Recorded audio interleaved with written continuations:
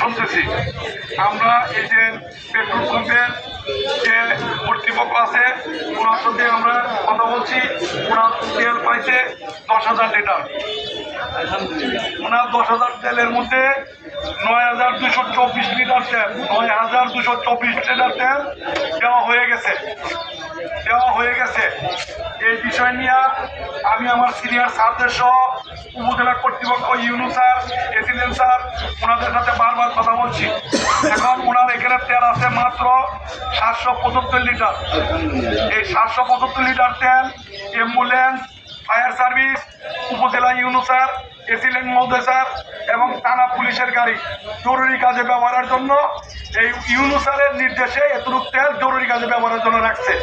আপনাদেরকে সম্মানের সহিত জানাইতেছি এই বিষয়টা যে তেল আসা মাত্রই আবার আপনাদেরকে জানানো হবে, আপনারা তেল যথাসময় পাইবেন।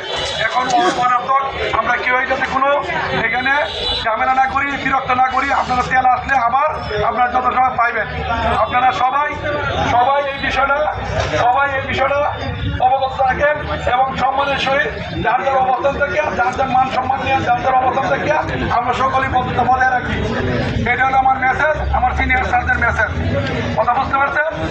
এখন যতটুকু আছে ফায়ার সার্ভিস, অ্যাম্বুলেন্স, তারা পুলিশের জরুরি কাজে